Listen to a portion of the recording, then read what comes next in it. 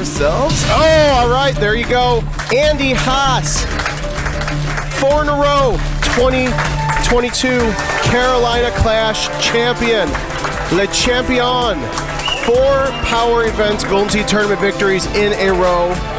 Heading into the final 2 tournaments of the year, the Dallas Holiday Classic and the Player of the Year Top Gun Little Gun event. The National Golden Tee Tour heads to the great state of Texas. Dallas is my favorite weekend of the year, probably. It is a different animal, but it's all Golden Tee all weekend, and that's kind of what I live for. This is also not a real good setup to play with. That looks good, though. Unless you're Andy Haas. Oh, there we go. Andy Haas with the holdout, who gets excited for half a second. Is it possible to defeat the great Andy Haas? Mr. Thumbs here. Oh! Can anybody end the dominance that is Andy Haas? Some say Andy Haas is the greatest player of all time, but he keeps getting better. Give a shout out to the Rage, too, for... there we go. Will anyone stop Andy Haas? Was a reason Kevin made such a deep run today.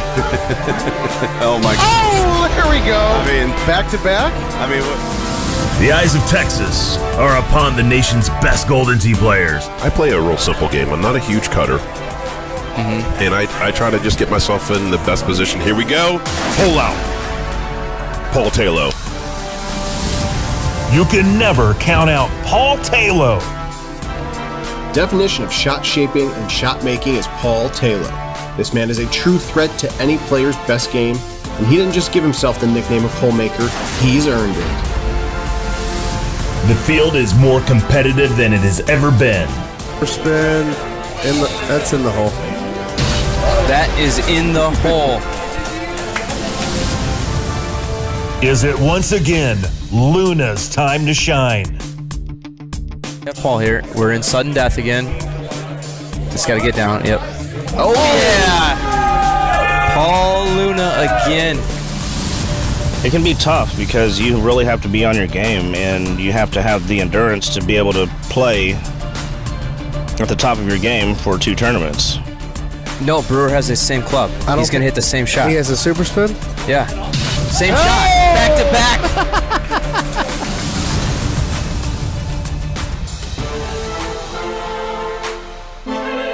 Ryan McCook, a dark horse in this tournament, is here to play.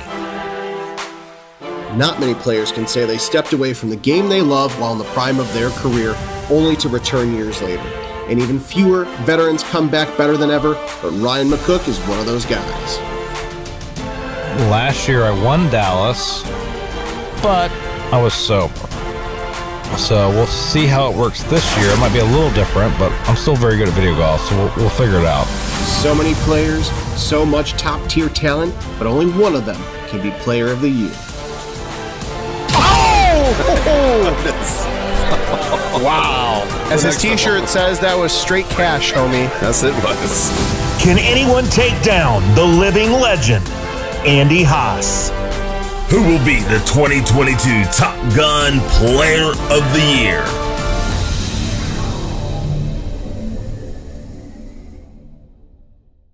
Here we are in Keller, Texas, suburb of Fort Worth, suburb of Dallas, at the final stop of the PEG Tour here in Dallas area. We're going to get you started off with an epic battle between Andy Haas, who has not lost a tournament yet this year, did not make Sussex, Wisconsin. However, he's won the other 4.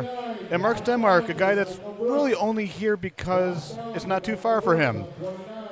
He also has the record of 5 wins in a row. Andy has 4. If there's anybody in this building that wants to make sure Andy doesn't get his 5th, he's that guy. I'm Brian Bernhardt. I'm here talking to you about this match because I went 0-2 last night, and I don't have anything to do until about 3 or 4 o'clock this afternoon till the Top Gun and Little Gun tournament start. But we're playing the newly released Nordlin. I like to call it Baja North. It's a pretty straightforward course. Wouldn't be surprised if you see a couple holeouts. Hole 16 is really going to be the only hole that may make a difference in this match. But if there aren't any holeouts, I would not be surprised to see this come down to sudden death. So thanks for joining us on this Sunday. We know there's football games going on as well. But this is a drivable par 4 here. A little bit offset, and you'll notice that there's quite a bit holes that are offset. And what I mean by that is when they're lining up their tee shot, they don't have a direct look. They're going to have to cut the trackball. And Mark's going to be teeing this medium. The screen's been adjusted a little bit so we can see that. He's a little bit right.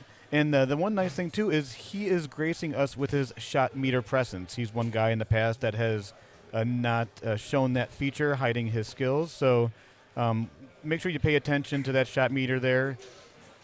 And you can see exactly how these great players are pulling the trackball back and hitting it forward. And Andy Haas wearing a Straight Cash Homie shirt. I think he's worn it at every Sunday tournament this year he's been a part of. Used to do the pink polo, so I think that's been retired. This is a hole that Mark is looking at this and thinking, okay, this might be my best opportunity to get a quick stroke on Andy. He's going to take his time here going left and right. Thinking if he should do a little release shot, if he's going to go back and use some backspin. He's going to thumb this straight at it. And he is right of the hole. Andy's thinking the same thing. He's like, all right, do the same thing, a hair left, and that's going to go in.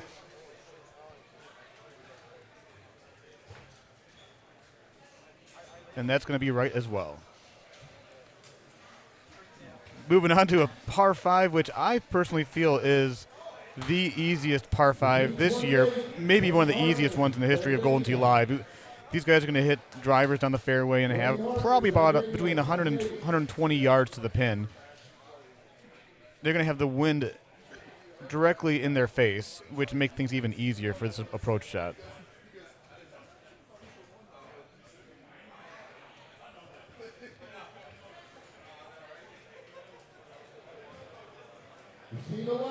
You can see them hitting, pulling back C, kind of going between the 2 and the 3 there, trying to get as close as possible there. And there he is, 102 yards.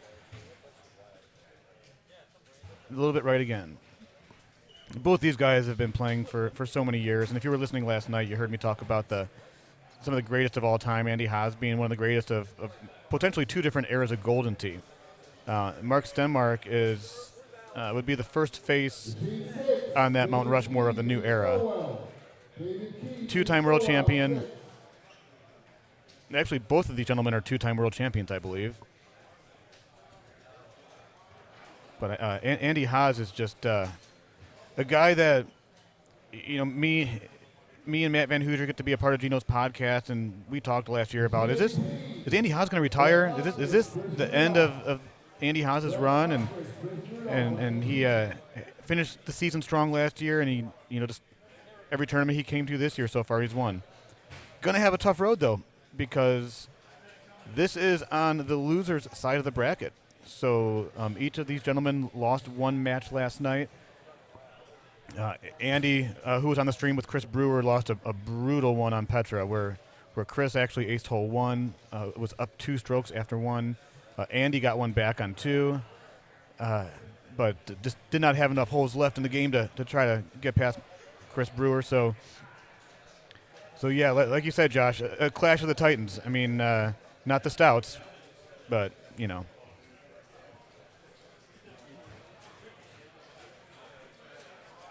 And as you can see so far on hole 5, it's pretty straightforward setup. That's going to be right of the hole also. That's a bad miss, actually, from Mark. Mark lost by 2 strokes to Mike Johnston.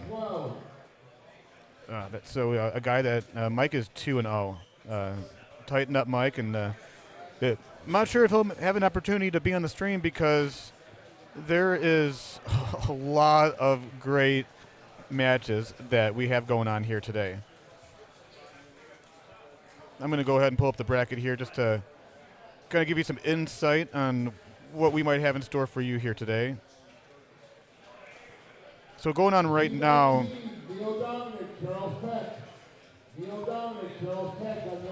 On the loser side, we've got Lodell Parks playing Jade McGillum. The match here between Andy Haas and Mark Stenmark. Justin Seeley against Andy Fox. Richard Wagner against Steve Puff Kramer. Mark McClevich against Kirk Stimpert. And another great battle, Orlando Ayala and George Von Kay. Both those guys are playing some great Golden Tee. So, unfortunately for one of them, their Dallas tournament run's going to come to an end here in the next 10 or 15 minutes. And as these matches are concluded, I'll keep you guys posted on that as well. On the winner's side, once we get through that first batch of the loser side of that bracket, Evan Gossett's going to play Paul Taylor, Eddie Godfrey and Michael Johnston, Chris Brewer, Paul Luna. So hopefully we'll probably have either the Evan Gossett, Paul Taylor, or Chris Brewer, Paul Luna match on the stream, and then Steve Beatty and Jason Graham, two names that you might not have thought you'd see this far, going 2-0, but they both are. One of those guys is going to move on and have a guaranteed top 6 finish at this tournament. And while I was rattling off all that information, looks like not a whole lot going on between this game. Two guys just playing pretty conservative. As you know, they've been part of this scene for Andy 2 decades, and Stenmark a decade and a half, and obviously not their first rodeo. And they don't want to be the first one to mess up here. But for those that have played Nordland, you understand that there's really not a whole lot of places you can mess up. So like I mentioned when they first started, wouldn't surprise me if we saw sudden death here. However, that's a prediction with 13 holes to go.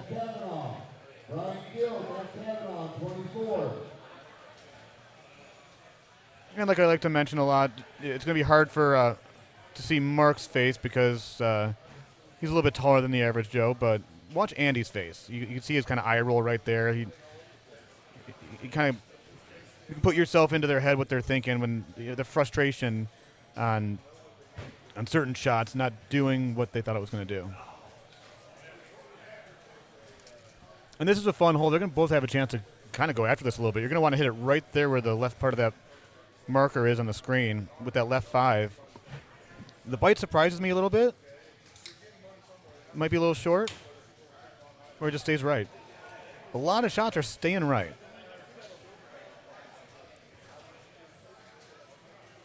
Andy was warming up before this game, just kind of shooting lights out. That's going to be left.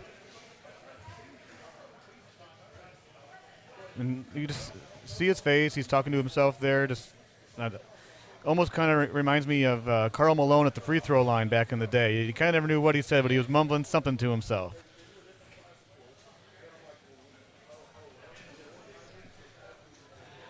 A little bit of an elevation change here, and you won't see it until he does a flyby or hits the ball. The ball's going to be in the air here for about 5 or 10 seconds. And with backspin, and these are the regular irons, not the super ones like some of the players use like myself, but it will have a really nice spin back towards the hole. Pretty hard for me to be sneaky. It's actually a medium. It's not a number, it's like the medium. And there it is. Yeah, I know, right? Isn't that weird? Great looking shot there, but just a little bit off. Andy, I wonder if he was paying attention, got a good read on that. So my solo appearance is going to come to an end here as Brandon Robinson's going to join me and help guide you all along the way with this epic battle here in Nordland between two former 2-time world champions. Yeah. Good afternoon, Brandon. How are you? Yeah, we're back here. So, okay. So we've got 2 guys. Each one of them, they've gotten close to the hole once, and that is really it. It's been a pretty low-key battle so far. I've mentioned twice already. Wouldn't surprise me if we see sudden death. Not a whole lot of places to screw up on Nordland. I mean, hole 16 might be the one hole. And with Andy's experience and more play in the last few weeks opposed to Mark Stenmark, that might be an advantage for him. So I guess we'll see. Yeah, you also got to think, too, with this course, there could be a hole out, too. That could be the one, right? And I mentioned that hole 1, and actually the first par 3, hole 3 was a pretty, really simple look, just a thumb like 8-iron with release, and both of them missed it right, and that they both knew that might have been one of the only easy opportunities they had. Sure. So he's got the regular 6-iron, huh? Wow, no hybrids in the higher part there. there. Just noticed that. And these are shots that he holds out. Just a little bit off there. Just not today. Yeah, right. Everything is right. Not that it's wrong. It's just right of the hole. Right, wrong, whatever. And Andy giving it a little bit of a run. Great shot points. He's got his usual Sunday shirt too. Yeah, and I was talking about that earlier. Several years ago you had the pink polo, and I've had conversations with Andy in the past, and I can't remember why that's been retired. But it is no more. It is the straight cash homie. I feel like this one's working pretty well for him lately. Yeah, so far, yeah. If it ain't broke, you don't fix it. That's what I say. I didn't even bring my Worlds outfit this time because it didn't work for me the last 2 times, so I changed it up myself. Another hole with the elevation drop, but this actually, it's offset, but in the player's favor because it's offset to the left a little bit with that wind blowing left to right. Yeah, you think he's probably going to go. He's going to hit this pretty hard here. You need to make sure you get it past the hole a little bit. 91 thumber. That is way left. Way left. But distance was pretty muddy there. He was spot on. And Andy does not have the gap wedge. So I don't know if he's going to tee this higher. Yeah, there he is, teeing it high. Yep, rock the bite, just shoot against it. And look at that shot meter. He did a full 180 to the little bit left. Just a little too much. What do you got going on with the Bears? Just curious. Yeah, so I made the executive decision to bring my tablet with the sports on the TVs in this building are lacking. Yeah. So we don't have an opportunity to see the games. I might be cozying up with you around 3:30 when the Niners play. That'll be right around the time that maybe Justin Fields is throwing a game-winning touchdown to beat the Packers. But this is another one of those looks here. This could. I mean, this. It's on the bottom. That's the bottom tier. And when you're playing this game at home or at your local establishment, make sure you look and see which tier it's on. Yes, you got to do the flyby. That's right at it. It is. Oof, just a hair right. Don't be surprised if Andy finds the bottom of the cup here. Yeah. It's left. And it's in the hole. Yep, definitely. Hey. Andy Haas with the hole out, smiling. What were the odds going into that? Was it a minus? Yeah, minus 250. Actually, I called that a little early, but I could see with that line it was most likely going to get in the cup there. Andy's thinking sigh of relief. Now, this is one of the harder holes. It's playing long. He's got to make sure he gets this one close and puts a lot of pressure on Mark, knowing that he's going to have. Oh, that's a great looking shot. You got to love the headwind here too. Yeah, because pin back, headwind, high 10.5. That's perfect. So. Here we are. We played 2/3 of this match. We're on hole 13. Mark Stenmark's down 1 on a course where it's really hard to get strokes unless you hole out. I think he's already starting to think, okay, like where am I going to pick it? I got to start going after these holes. Like, not that he wasn't before, but he's got to be a little bit more aggressive than he was earlier on. It's gonna be wide right. Not even really close. I mean, he's on the green. He's safe, right in the middle. And you can actually see with that putt right there, his frustration and his look on his face. It's just. Yeah, he just seems to keep missing a little bit. Right. Yeah. Pretty much every time, right? Or when I walked up, you were kind of saying that, and that's what I've seen so far. This is one where you got to be a little careful. The pin's in a favorable spot, but you don't want it to backspin too far up where it ends up in that rough area and you're chipping. These guys will make chips 99 out of 100 times. However, you don't want that one time to be. At a tournament. Very big, important miss. Yeah, you're exactly right. Yeah, this is kind of go and get it a little bit, though, Yeah, you can be aggressive.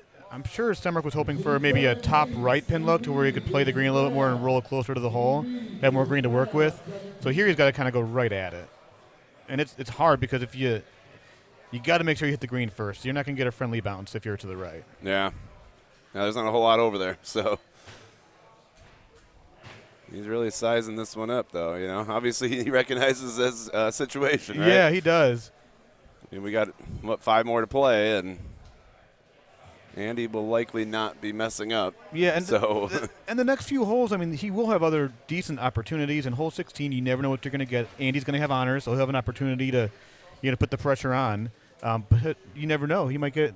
Andy has a hard time sometimes of slowing down and not being as aggressive, and so small chance that he gets a little too aggressive and hits a poor shot.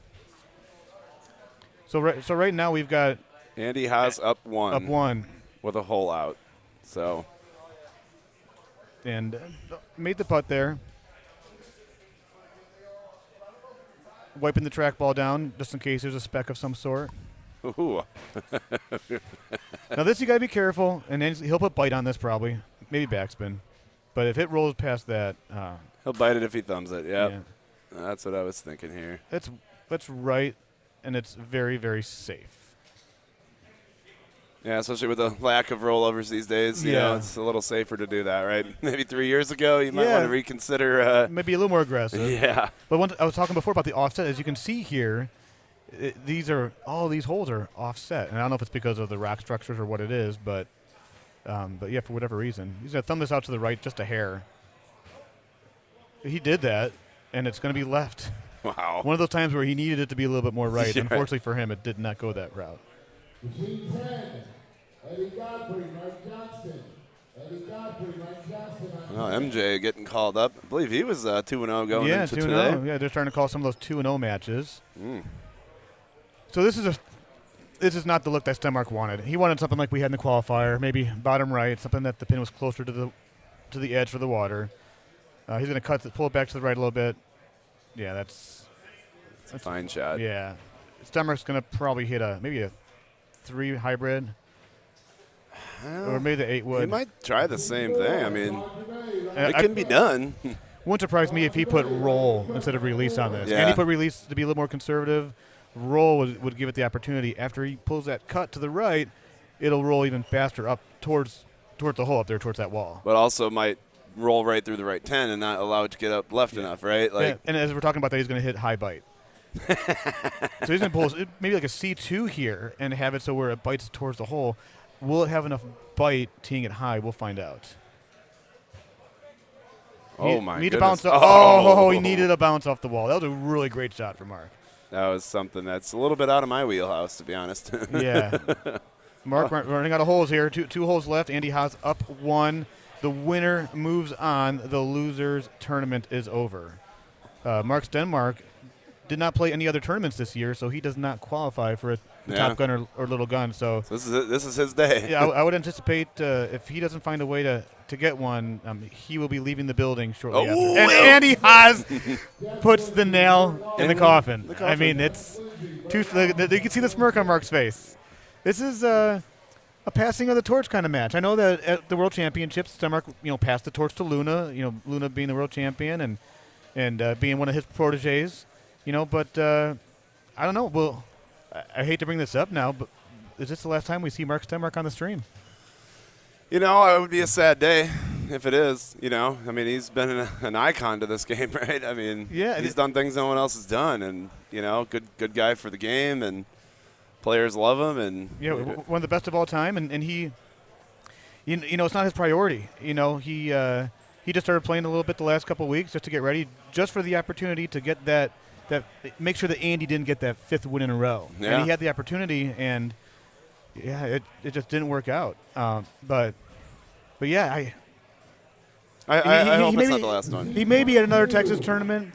I guess I'd be curious when we find out what's going to happen with the Worlds next year, does he find a way to get there? And if he doesn't find a way to get there, then I think then we know it's probably over. And the next opportunity might be the next Texas tournament. Now, he lives in Houston. I mean, you'd think he lives in Texas, but it's still 4 hours away. I mean, Texas is pretty big. Does he make the trip next year? While he's teeing off here, I mean, whether you get an opportunity to see him on the stream or not, we thank him for everything that he's done up until this point. So. Yeah, he's gonna make this chip and shake Andy's hand and kind of pass that torch on to the guy that's going for his 5th in a row. Thanks for everything, Mark, and good luck to Andy. Andy's got his 2nd win. He's still in this tournament. All smiles, so he's probably feeling pretty good right now.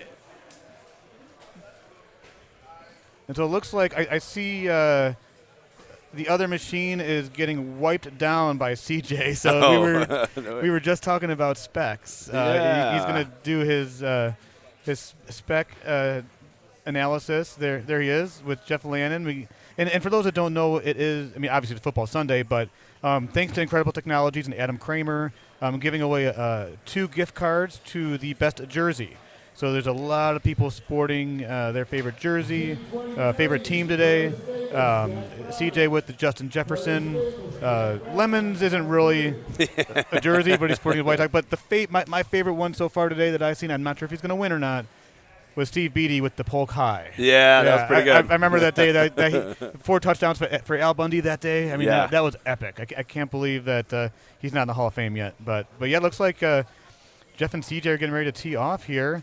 While they're playing, it looks like Paul Luna and Chris Brewer are gonna be up. We're so doing some double duty here. Yeah, so we're gonna. So I think we're gonna keep the. Are we gonna do 2 at a time or? All right. Hollywood Hills is spun for Jeff Lannon and CJ. Jeff Lannon was in a weird spot yesterday after the qualifier as he's looking at his phone and seeing where he's at. He was worried about making this cut. He was 133, right where I was, and on that point to where if he hadn't gotten a stroke, I mean, he had high GSPs, I believe, but not in the place he's used to being. He's used to being there in the top 8, top 6 of a qualifier. Yeah, that little hiccup on Champ. Yeah, he shot a 20 under on Champ. And then CJ, I believe he qualified 8th. Not surprised he's up there. That's a tough way to start for Jeff. He can make that chip, but CJ's a guy where I've been very vocal about. When's he going to get that first win? I actually predicted him to win this tournament. I was surprised to see that he lost to Kirk in the first round. He knocked me out of this tournament. Jeff's a great friend of mine. This really can go either way. Oh yeah, no, this is Hollywood Hills. I mean, anything can happen. Yeah, that's why it's a good match play course. I mean, because there's some opportunity. There you go. Woohoo! Some opportunity for a hole out, but then there's also plenty of holes that make you think, right? Make you make a shot. So, and some luck, depending on where the pin's at on those tiered greens. Well, I had my little issue on Hollywood in my first game today, and And that's why you're here? I mean, I'm not done yet, but yeah. Yeah. This is a fun course, though. The new tees have made it a little bit more challenging. This is pretty straightforward, but you want to make sure you don't let it get too far right too early. That's going to be a little long. Yeah, this is a setup I believe I was in. So. So you have some first-hand knowledge on it. Yeah. Wait till you see 17 if this is it. Is the pin on the top tier or bottom right? Bottom right. Very nice. With a 10 mile an hour. CJ's going after the hole early there. It's a great shot for CJ. Let's see. It is 12:25 right now, just about Central Standard Time. This will be done in 10 minutes. These guys play quick golden tee. Yeah. Unless there's some wiping that needs to be done. But right. But CJ moves pretty quick. Yeah. A lot faster than Evan did last night. But yeah, so here we are on our first kind of hole-out opportunity. That looks pretty good, too. A little bit left. Just a little bit left. CJ can replicate that and just hit it a hair to the right. Oh, that's way left. No, it's down. He put a little bit of a cut on that. Look at that. 14 inches and about 5 probably. 6 inches. Look at that. 20 inches between the two. Wow. How about that? Yikes. 32K through 3. Yeah. That start.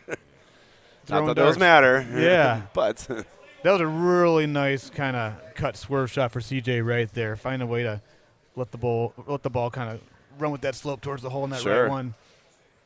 Yeah, I'm almost positive. I guess I should look at the leaderboard. I could see my name on there, but they move too fast. You won't be able to see it. You're right. They'll power through that. So, but yeah, I'm 99% sure I was in this one. So, overall, it wasn't terrible by any means, but just the way, because 8 or whatever, the one that's somewhat drivable once in a while now, it's kind of there. Okay, so you're gonna have to have a good 180 shot to make sure that you have enough distance. Then it's a big bender. That's gonna be long. Oh. Wow. He can make this chip. Yeah, uphill. I'm not sure about the bite. I like a release on this one. But see, I would have been bite all day, but a nice little smack of the deck right there, a lot of frustration, and going to give up one early. And if you're reading lips at home, don't want to know what he just said right there. But probably not for the kids. But Jeff is – you don't want to give one stroke to Jeff Lannon. I mean, this is a guy that he can win a tournament. Yeah. He's not used to being 1-1, but I believe I can't remember how he went through the losers bracket in Sussex a few years ago, but this is playing really short, by the way. Oh, thanks, Josh. We had a little match in Carolina this year. Oh. Tim Boyer, good morning, good afternoon. Glad you're hanging out with us again. Ooh.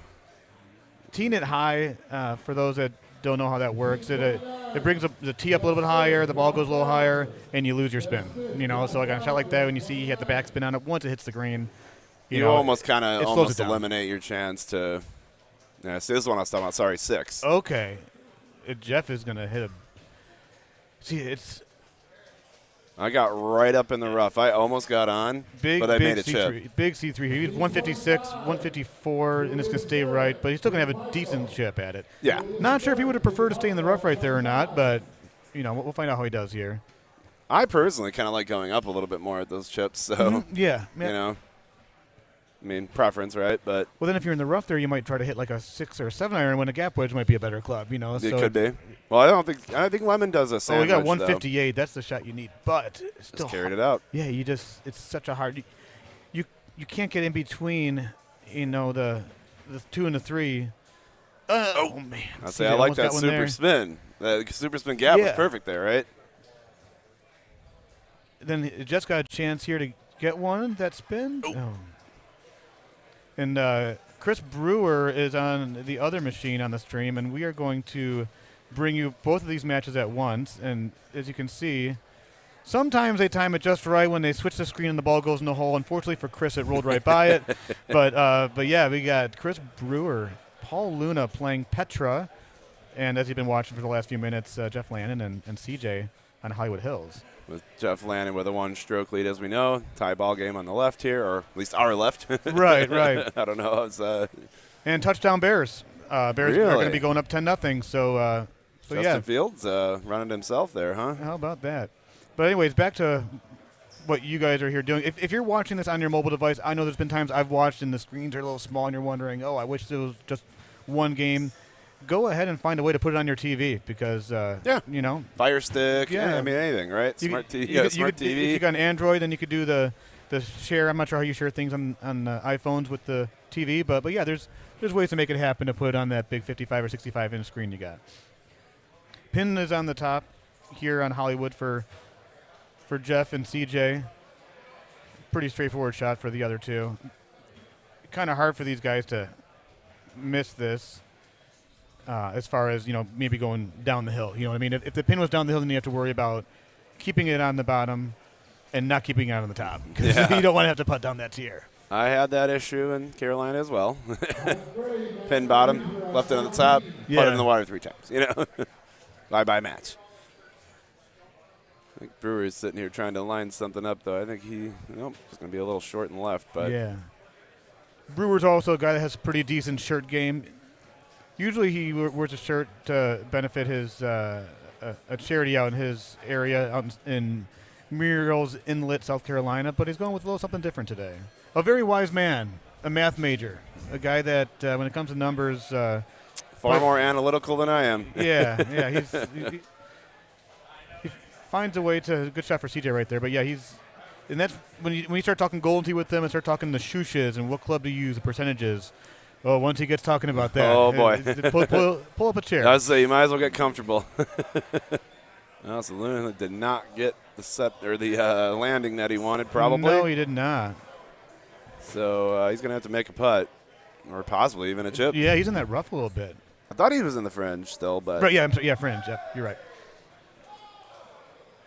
Yeah, everybody seems to be with that 2-iron. I might have to make a little bag switch myself. Yeah, right. That seems to be popular. The 2+. Oh, he's got the super there. Yeah, I could probably actually put my tropical bag in there. So he intentionally did that there, which was great. Friendly bounces. Yeah, there he is, 24 yards. Oh, man. Right one. Just and he's going to miss it to the right. Yeah. Whoa. I'm sorry, but I'm pretty sure that was I kind of saw that coming. Yeah. I don't know. I'm surprised he putted.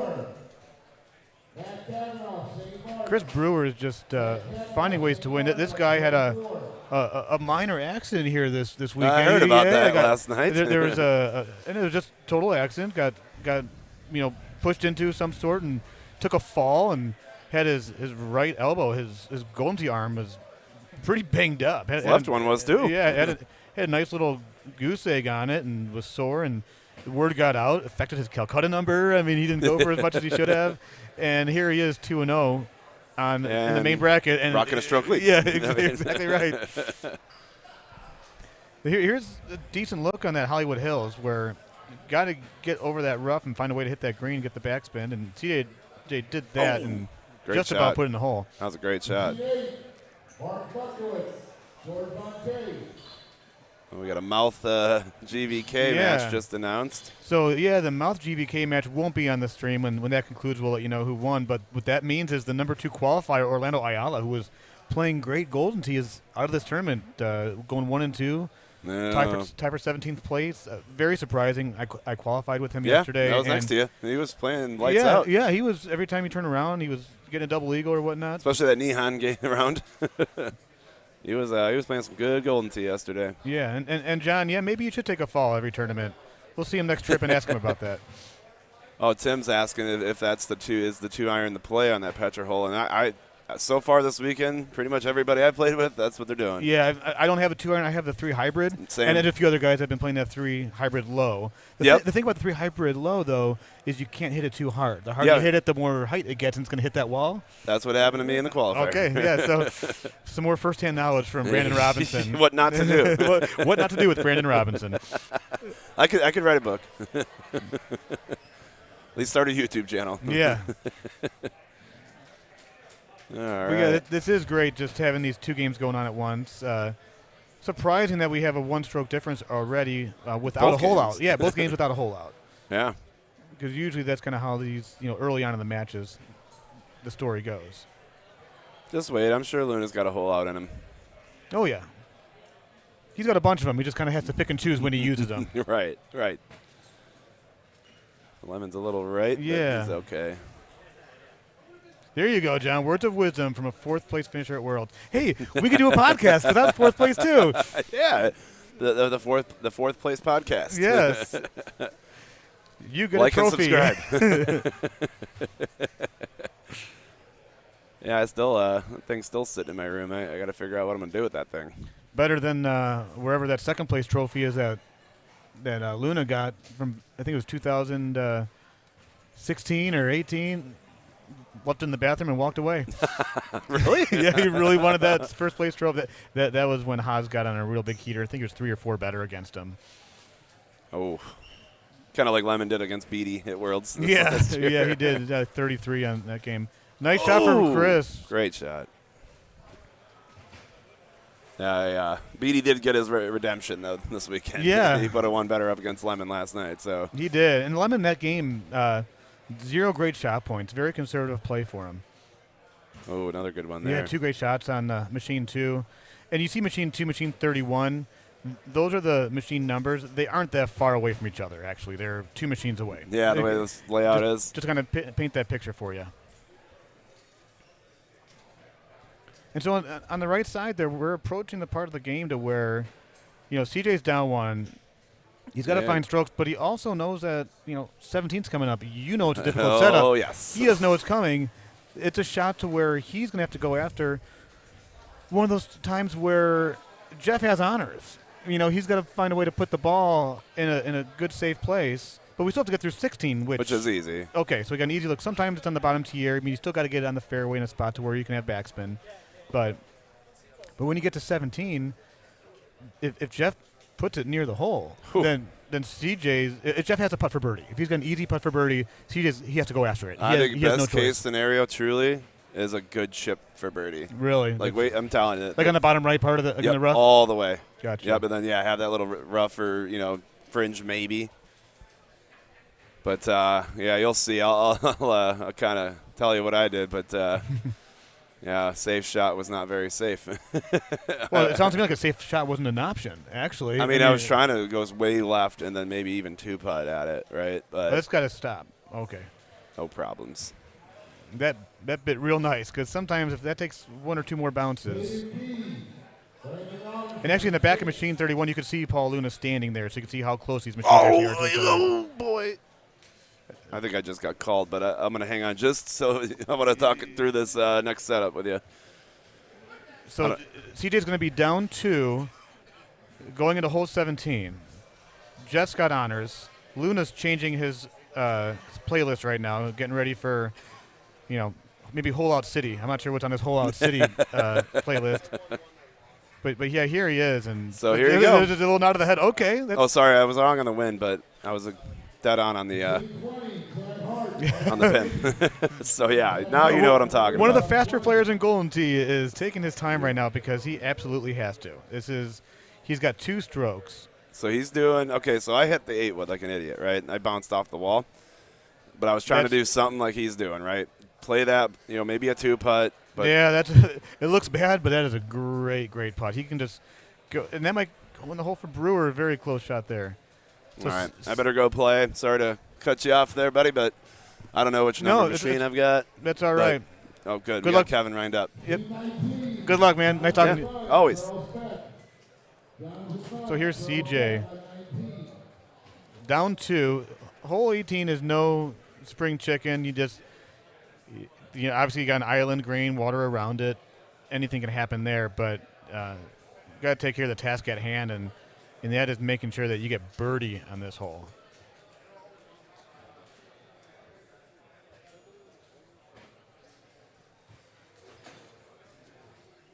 He is doing medium bite. I don't know about that.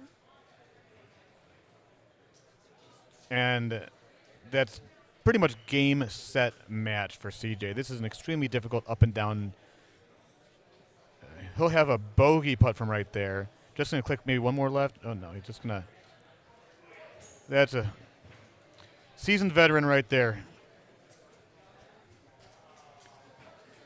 Makes that putt. It's going to be down 3 going into hole 18. Jeff puts this one on the green. I think it's going to be pretty much him moving on. And CJ's tournament will come to an end. The guy that I picked, I thought it was going to be his tournament to win. You can see him looking down. He's starting to go over some of the things that happened today. Maybe thinking about that first match that he lost yesterday. But it's his tournament run is going to come to an end here once Jeff puts this on the green, and that he did. So congratulations to Jeff Lannon for moving on. CJ, better luck next time. If we can maybe go to the other game, get that full screen with Chris Brewer and Paul Luna, and Kevin Lindsay is sitting next to me right now. Hello.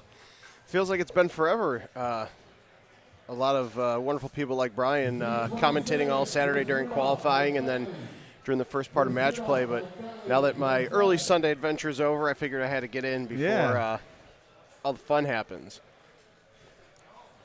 And fun has been happening. It's been, we had Mark Stenmark's exit of the tournament. I don't get your thoughts on this. I had mentioned it when he was on hole 17. He was down 2 to Andy Haas. This is the last time we see Mark Stenmark on the stream live. Is that a question? Quick question. Is it? Is he going to be at another tournament?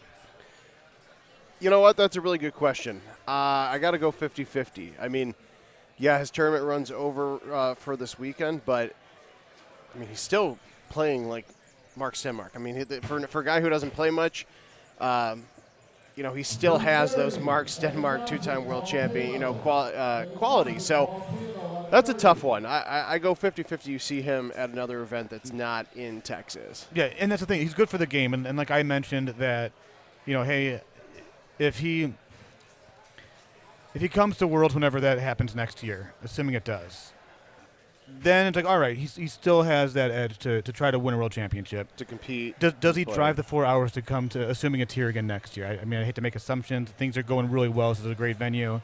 If they plan to do that, does he make the drive? And if he doesn't do either one of those, I think that was the last. if he does either one of those, I think he still wants to compete. And his main thing that he was on edge was, Andy Haas has won 4 tournaments in a row. Marcus Demarc's won 5. He wanted to make sure that Andy didn't win that 5th in a row. He had the opportunity, and Andy's moving on. Yeah, it's a really good point you got on him, but I think it's he's too young of a player in the sense of, like, he's not young like some of these guys, but, like, I mean, he's only been playing the game for what, a little over 10 years now? Yeah. I think he was really starting to come to when I first started going to tournaments. And that's a tough shot right there for Chris. I mean, he's going to have a putt at it, but being up 1, you don't want to leave yourself a long putt. But go ahead, Kevin. No, I was just going to say, it's especially with all the things that are happening in the world of Golden Tee right now, and just there's a lot of positive momentum there. Oh, look at that. Paul Luna, like you said, down 1. This is the left 1, and he's going to go – he's not even going to click 1 to the left. He needs to make this.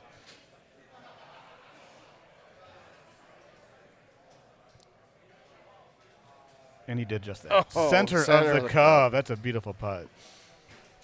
Yeah, that's a heck of a putt, especially for a hole like that with the new tees. It's great that it's drivable, but I feel like sometimes you miss the par 5 look where you at least knew you had a good shot at eagle, and that was a bit of a tough look there.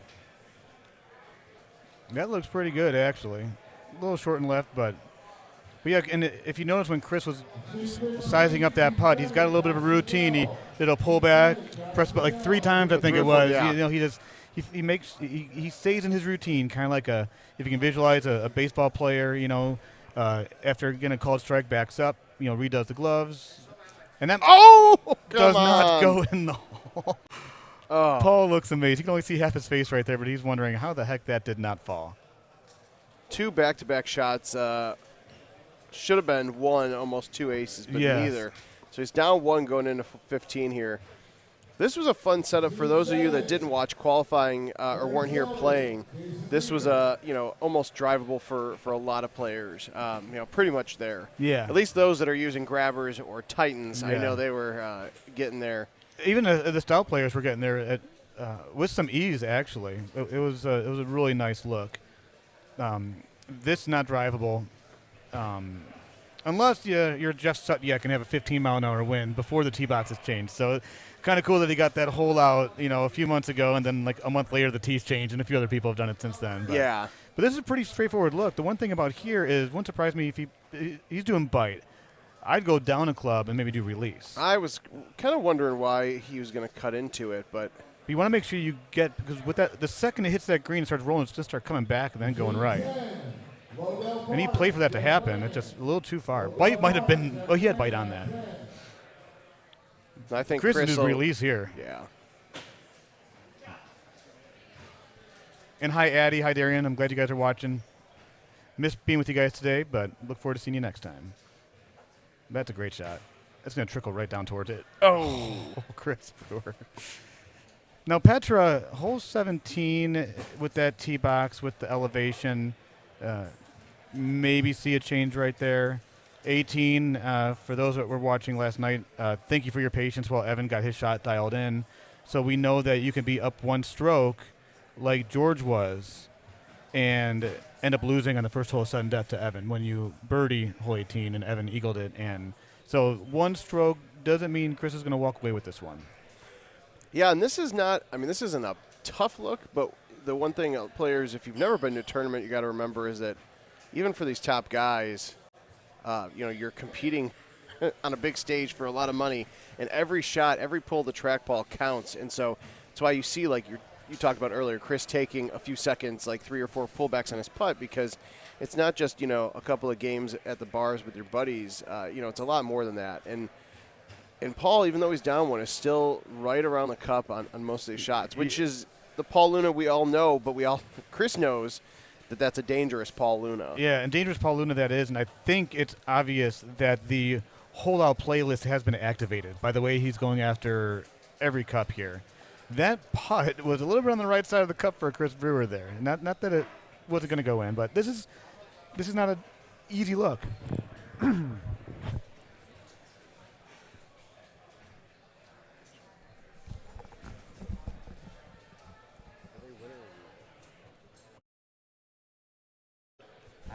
So the loser of this is still in. They just moved down to the bottom part of the bracket where you don't want to be. I mean, you got guys like Andy Haas down there, right. And wouldn't that be something? Actually, I'm going to take a look at the bracket and kind of give you guys an update of what's going on with everything. That's that is not going to be puttable from right there. He ended up in the sand there, but this is, this hole with this tee box might be one of the toughest par threes Jim Z has in Golden Tee right now, especially because it's hole 17. So you're almost guaranteed a 12, 13, 14 mile an hour plus wind, and you see these guys, as talented as they are, going one click left and hitting fulls to try to combat the wind there. Yeah, look at that. That's a good shot there by Luna. So this may be exactly what we're just talking about. This is not puttable. This is a chip, a very difficult chip. And the problem is you missed this chip with the 5 hybrid, and guess what? You're probably not going to be watch his thumb tapping. You're going to see as he's resetting, he'll do it. He needs that perfect pullback. So this might be a couple seconds. He's ready for it. And the chip is well short.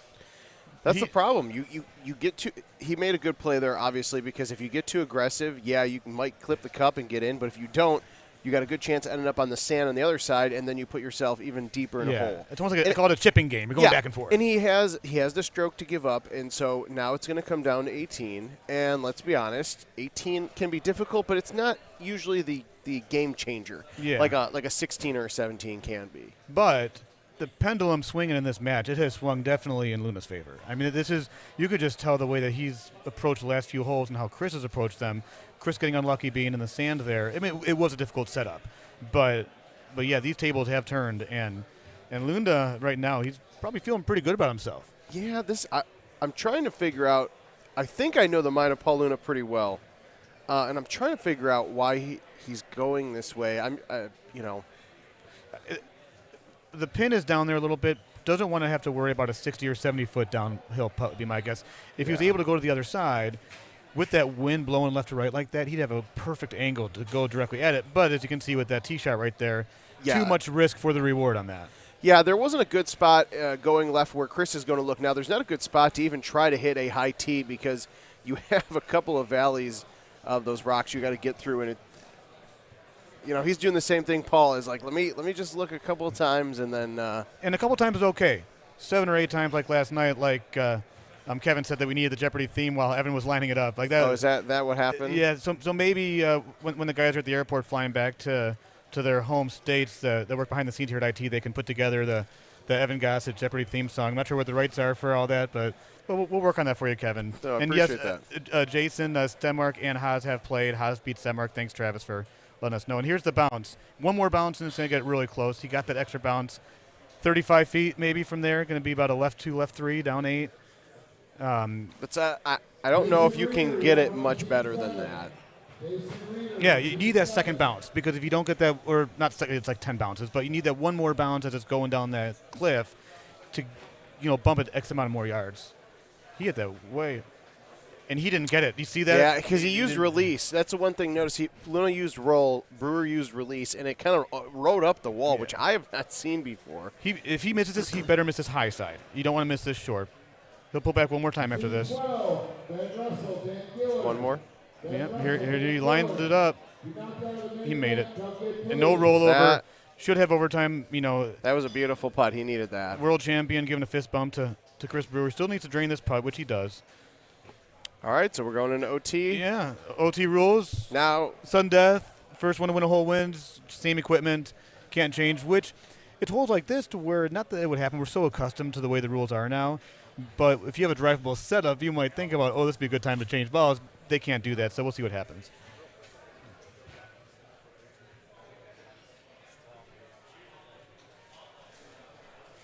And then here we are while they're getting things lined up in the overtime match. We'll bring that back to you. Evan Gossett and Paul Taylor.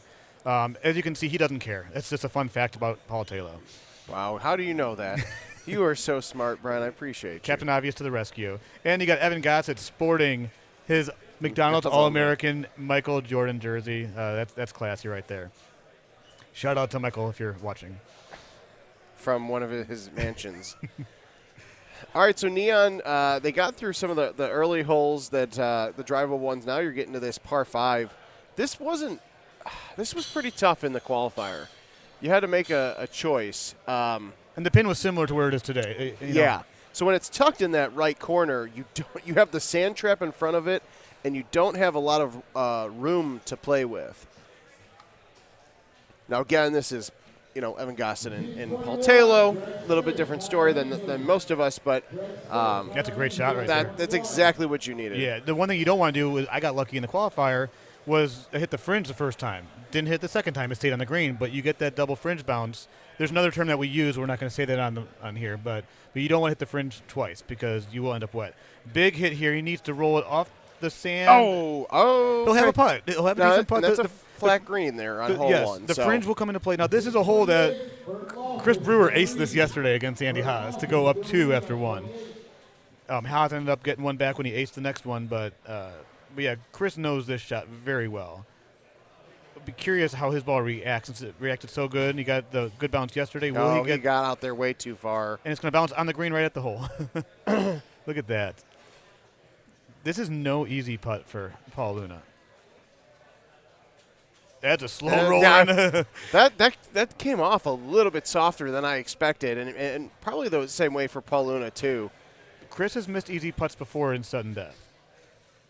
I hate not today. Flat putts. Yeah. Like, I'd almost have the flat fringe versus the flat green. Yeah. It's just, especially once you get to a certain distance, it's so easy to just, especially in a situation like this, much less OT, to just tap your fingers with the palm of your hand the other way. So, an offset look here, Kevin. This is not going to be an easy thumb shot. They're going to both have to cut it one way or the other. I'm kind of curious if one goes left, one goes right, but now they do have to be careful with backspin. Make sure that they hit it hard enough. I was just going to say, this may be one of those where you just I like the 4-wood. That's perfect. Oh, come on. Oh, Paul with the shotties. If you hit that 122 miles an hour, it might have been in the hole. 123, too much.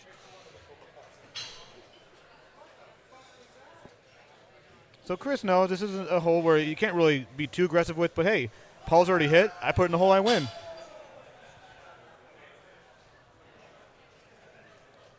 And is he going to do it? Oh, come on. Ooh. Now, at least it stayed up there. Yes. A little smirk on Chris's face. Yeah, you can tell. I think he liked that one in the air and then realized that once it hit the green, it was not as hard and not as left as he was hoping it was going to be.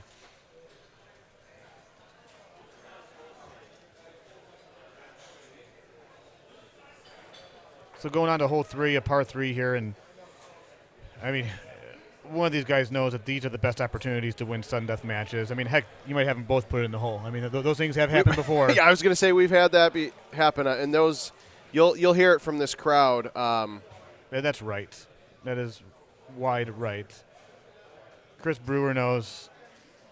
Okay, if I can do whatever he just did, he being Paul Luna, a little bit to the left. Now, the pin is close to the fringe there. You don't have a whole lot of green to work with.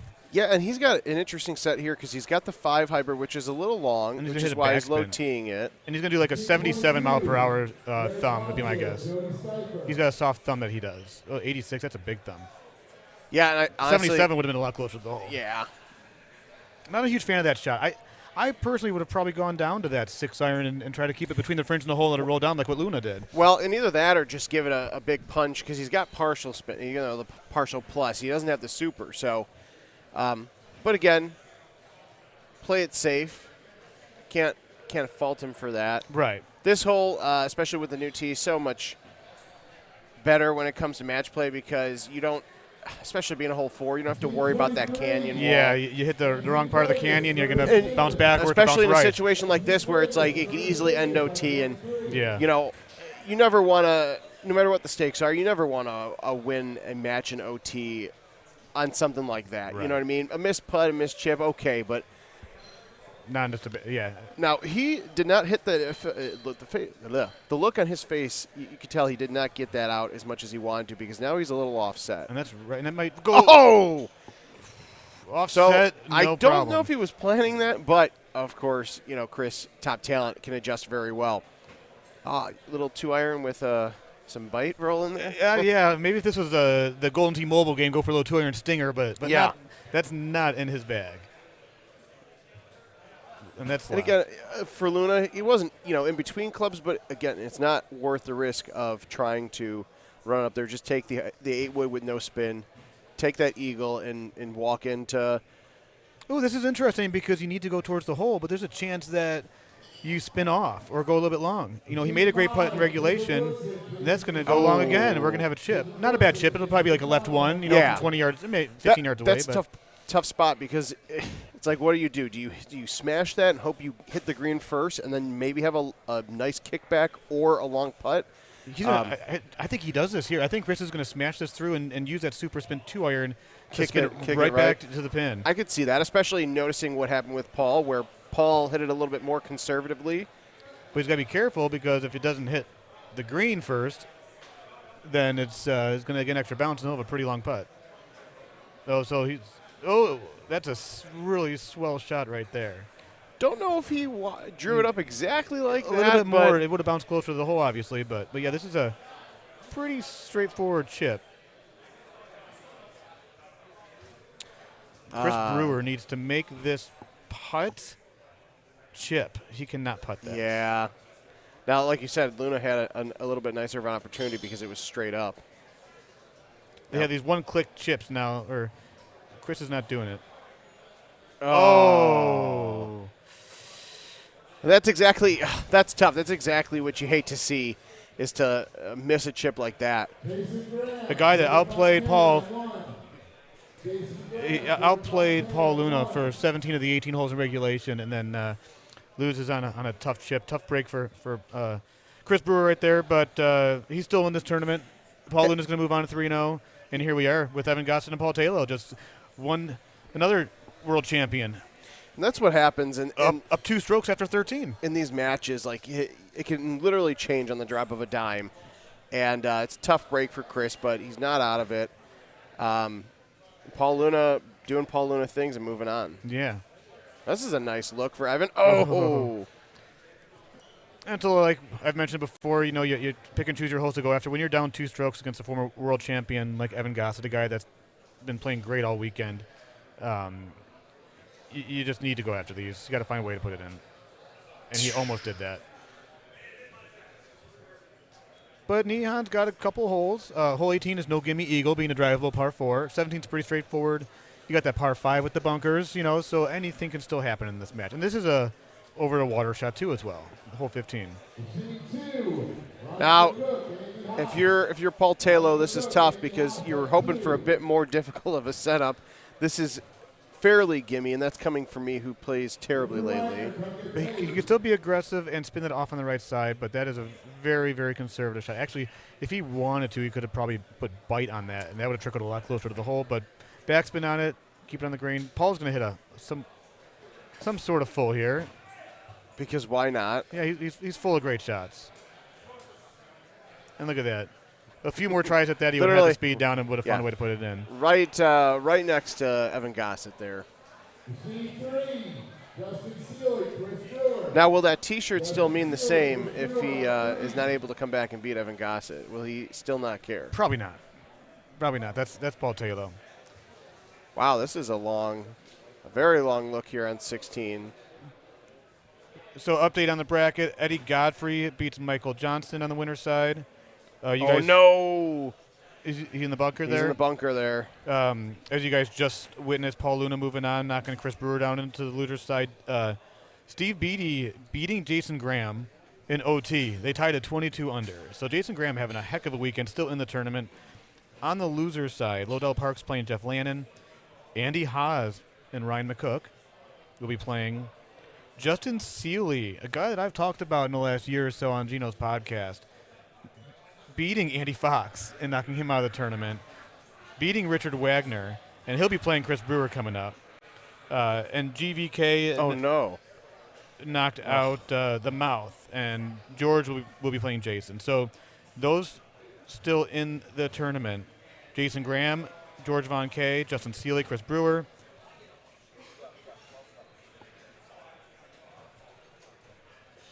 Michael Johnston, Andy Haas, Ryan McCook, Jeff Lannon, Lodell Parks.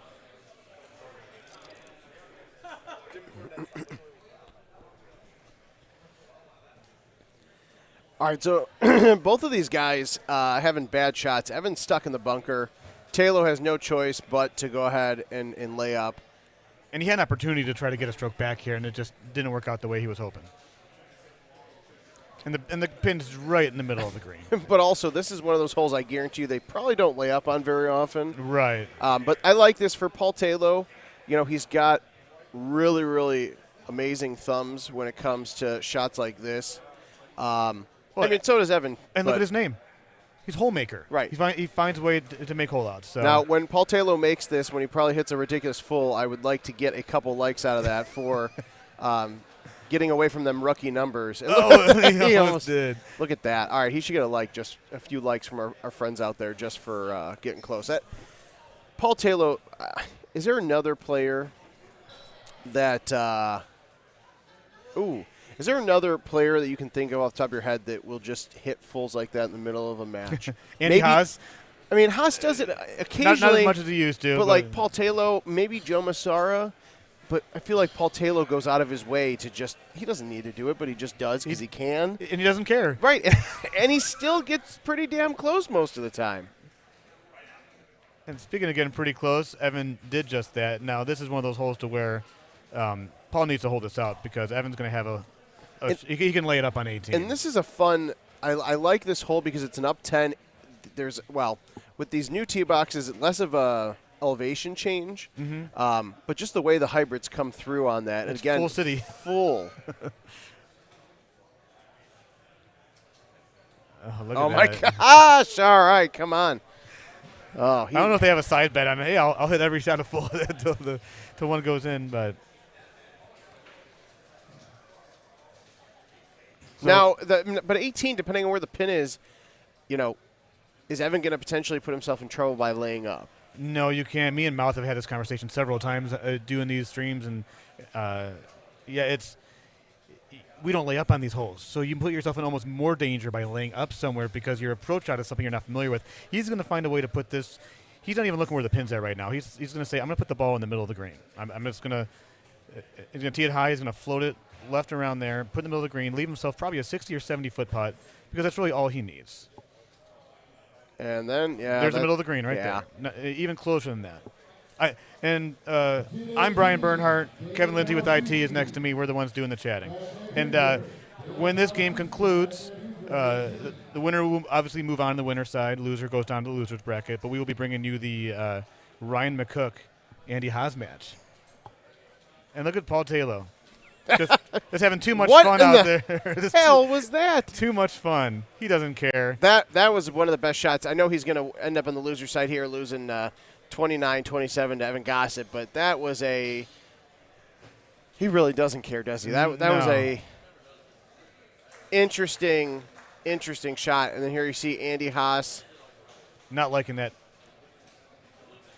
Ooh, look at that face. That's like he's had some gas station seafood or something. They still make that? I thought they outlawed that. We're in Texas. I think everything is okay in Texas. True. All right, so I love Ryan's shirt. I got a picture with him earlier. But yeah, I am one of those people that make a difference.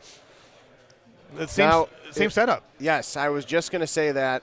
Now, these guys are both on the loser side. So the loser of this match, their tournament is over, at least for the Dallas Holiday Classic. No pressure at all to Andy Haas, who has won the last 4 tournaments in a row. I don't know if maybe he hasn't drank enough today yet, or is he? They ran out of White Claws too, didn't they? Yeah, they did run out of White Claws. I heard that the seltzer game isn't the best here, but the rest of the game here is going great. Like they've had great staff, great service here at Legend Sports Bar in Keller, Texas. Having 100 and Did he hear us? I don't know, but I think Gino heard you all the way in South Carolina. I mean, honestly, I think he wanted that one bad. You could see the look on his face. But yeah, that shot on 18, shots like that Paul Taylor took,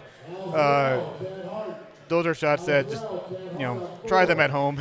Just let the professionals kind of take care of that while they're doing their thing.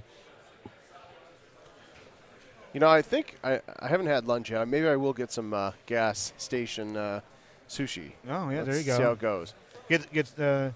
Yeah. Oh, Fox, yep. Fox is out. Yeah, Neil. Fox is out. Fox lost to the up-and-comer Justin Seeley from Texas. Owen Bear, yeah, no idea what that shot was on 18. I thought he was shooting it right into the trees, which he kind of was.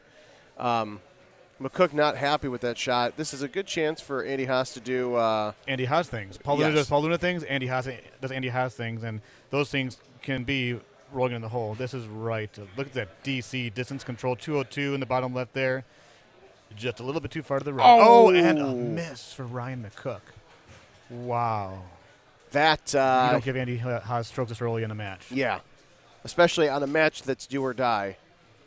So right now, Andy's thinking in his head, he's kind of collecting himself. The game changes so quickly. It's like he's going from trying to find a way to get that hole to all right, I got a one-stroke lead. Let's keep this. Do I put the pedal to the metal, or do I be a little more conservative? How much pressure do I put on myself? And he's got to figure that out real quick on the next hole. Yeah, and that was a great shot there. Same club, the 2-iron with the super spin, but he hit it soft enough that it hit and just trickled down through the rough onto the green there. Oh no! Now he's in an okay spot here. It's not great. He needs to make this. He did. He did. But the frustration, you could see that putt was a more frustrating putt. Yeah, Jay, you're not wrong there, my friend. And this is the problem. It's only hole 5. Yes. Haas is up 1. That's already dangerous enough. But if you're McCook, you gotta. He might be up after 2 after he shoots this one, though. You gotta just ignore the fact that you're playing Andy Haas and just play your game. There he goes, Brian with the call out. There you go. Congratulations. Here is $1. I mean, it was one of those looks to where, he did his thing. Just. I don't know, adding fuel to a fire is really what that was right there, and Ryan really needs to follow him in. Oh, and this is, I hate to keep using the words dangerous, but this is where, Andy Haas is building his strength. He's hulking up. Yes, and, it's only hole 7. It's a great analogy, Kevin. Thank you. He really is. And this is a guy that's got, if he wants to win his 5th tournament in a row, he's got quite the bracket to plow his way through. Not sure if there's any bulldozer in this country that can help him get through it.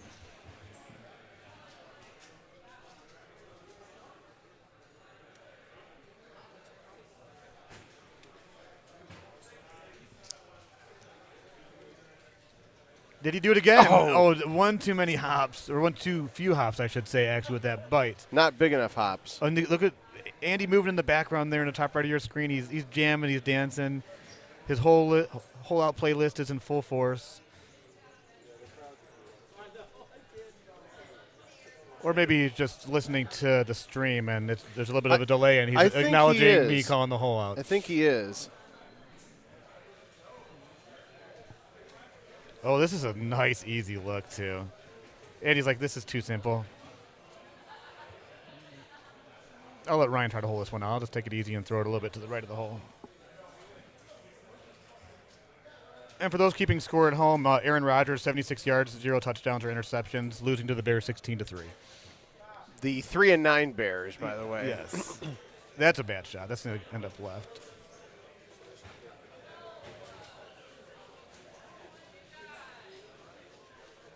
But as we've seen, things can change on Petra. Just like with Evan's match against GVK last night, GVK up 1 going into 18, losing to Evan on hole 1 of sudden death. Chris Brewer up 1 going into 18 against Lua, losing on hole, 4 or 5 of sudden death. So 2 strokes is a nice lead, but you don't want to find yourself being too conservative, because a guy like Ryan McCook can at any point just find the hole. Right here. Oh. If he would have had the super spin there.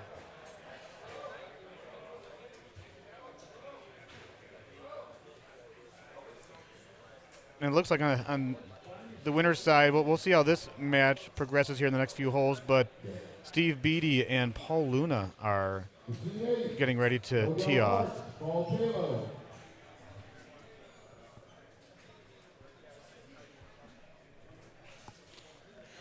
Now, hole 10 here, this par 5 really doesn't change much with the new tees. You just get much closer to the layup spot. Andy Haas with a hole out here probably. Oh, I called it, and then, I'm going to leave now. I'm going to go get my gas station sushi. An error of the thumbs there. Look at Oh, Casey, I'm stat guy here. I don't have that exact number, but I don't know. Sundeath matches in attorney. 6? 6 is the answer, thanks to my stat guy behind the scenes, Andy Coleman.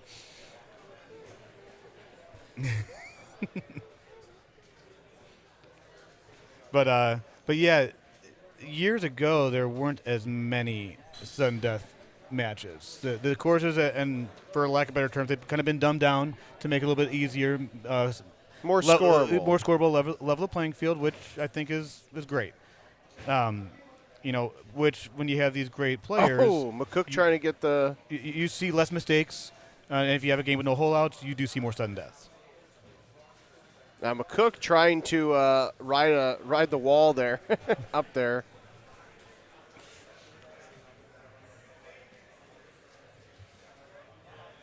Now he should be okay here. He is not. He is not okay. He's going to be down 3 strokes after this hole unless he finds a way to chip this 27-yarder in. Unfortunately for Ryan, the frustration can be sensed through the screen here. Yeah, Jay took the words out of my mouth. He's on tilt. This is and especially when you're playing against Andy Haas, it's very it's very hard to ignore that. I mean, and watch how he hits the trackball going forward. You might be able to sense his frustration a little more. If he kind of hits more of a hefty whack at it, then you'll know that he's just ready to be done with this match and move on. Yeah, and that was pretty laid back, actually. He's still fine. He's still in it. He's still trying to win. Yeah, this. and for McCook, it's tough because, if he loses this match, he's out of the Dallas tournament. He has a couple of hours, probably, realistically, 6 hours, maybe 4 to 6 hours before Player of the Year tournament starts up. And I believe, if I remember correctly, McCook won Dallas last year. Yes, he did win it. And that's tough for him if he's not able to come back. Keith, happy holidays to you. Thanks for joining us from Facebook. Brian's going to sing to you. Oh!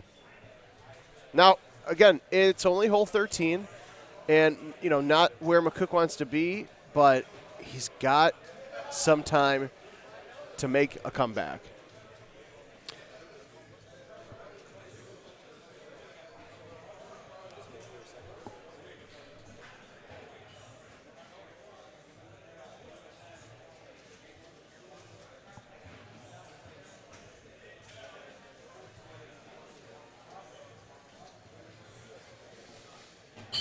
So, major upset here on the loser side of the bracket. Lodell Parks takes down Jeff Lannon. Jeff Lannon is going to finish tied for 13th. That is huge. What was the score and course in that one? I don't have the course. Lodell won 29-26. The guy that's been posting a lot of YouTube shots on Facebook, and he's been really making his presence known through social media. He's playing a lot more Golden Tee than he ever has. Used to be kind of one of those guys that you saw at the tournaments, and he's there to have fun. The St. Louis tournament, he wouldn't travel a whole lot. He can play pretty well. Now, I have done that before, shockingly enough, but I've also made the chip off the wall before. So if I can do it, if you can do it, Andy Haas can do it. Andy Haas could probably do it. I think McCook's got to go for this, though. Does he go straight at it, or does he go? He is going straight at it. All right. That's a great shot.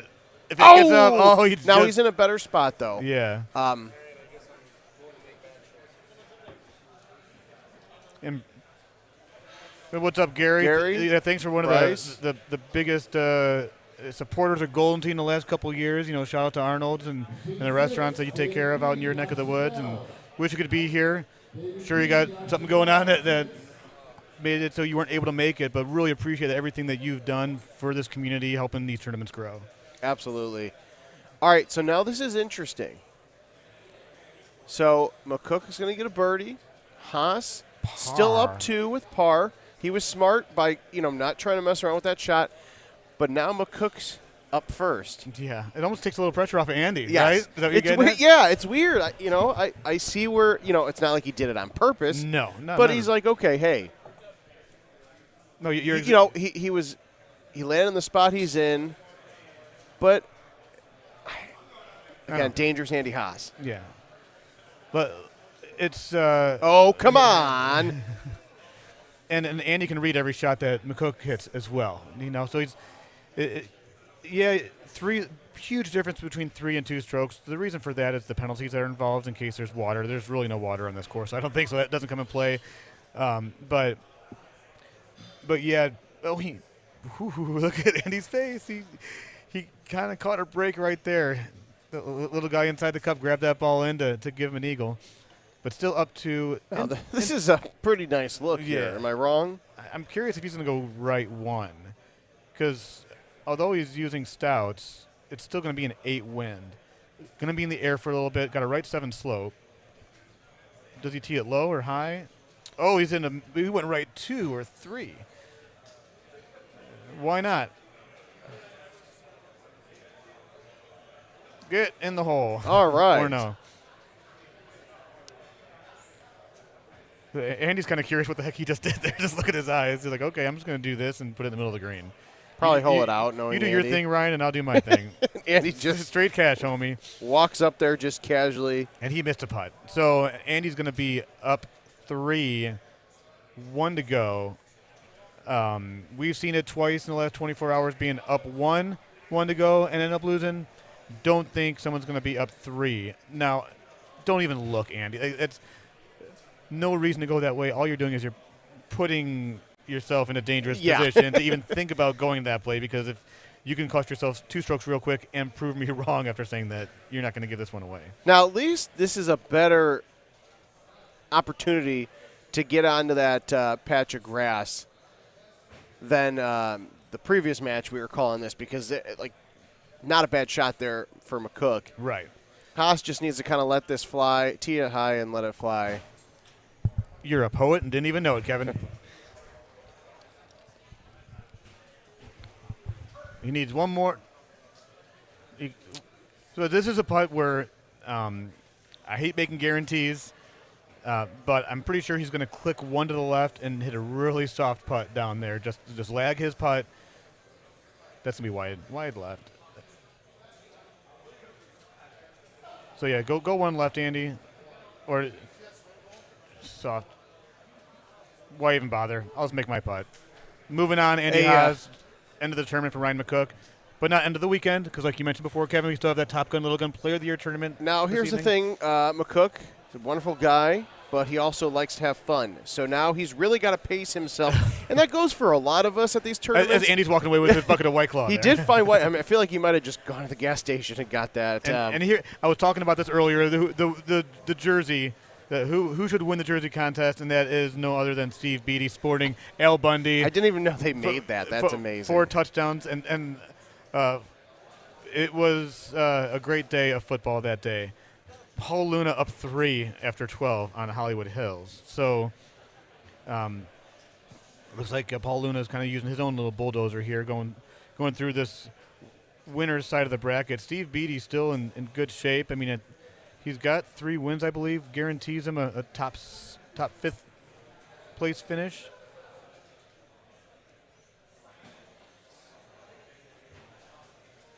But yeah, so many great matches. Chris Anthony, thanks for joining.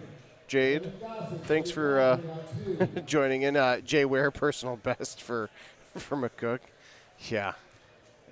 And we're going to watch this for a few more holes, and hopefully it gets a little more interesting. The next match that was just called was the Evan Gossett Eddie Godfrey match. The winner of that would go to the King of the Hill match. Now, Evan Gossett, it's been a while since we've seen him play well in tournaments, frankly. He did good at a tournament this year. I think he got a 2nd place finish somewhere. But compared to what it used to be, where he was constantly at the top 4, much less top 8, it's good to see him back in that kind of spot. And that'll be an interesting match here to come. Yeah, looks like Evan got second place at Nashville this year, losing to the guy that's won almost every tournament this year, Andy Haas. So yeah, that was kind of his. It's like, hey, I'm still here, guys. I'm Evan Gossett. I'm a world champion.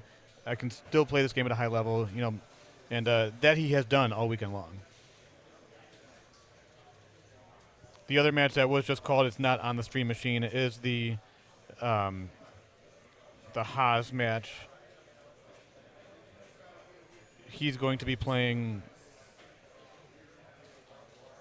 Michael Johnston. So you got on the bottom side of the bracket, Lodell Parks is playing Paul Taylor.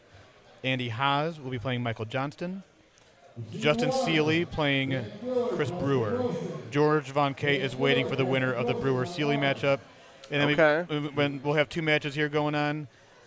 Most likely Luna moving on. And then the Evan Gossett-Eddie Godfrey match.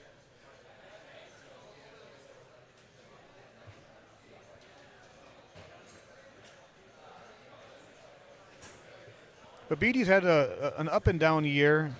Missed a cut this year. Missed a putt right there, unfortunately for him. A couple 1 and 2 finishes. So it's nice to kind of see him here. The loser of this match is still in the tournament. Can he keep his composure and try to keep his good weekend of Golden Tee going strong? And he's another one of those guys who's just gotten so much better over the last couple of years, and not just somebody who's here and plays, but is actually, put himself out there as a homeowner. He plays a lot, but it's really starting to show at these tournaments more. And being a homeowner helps. Being able to try things, at your convenience on your own machine for, hitting the same shots over and over again, just having those opportunities have helped not just Steve Beatty, but so many other guys that are here.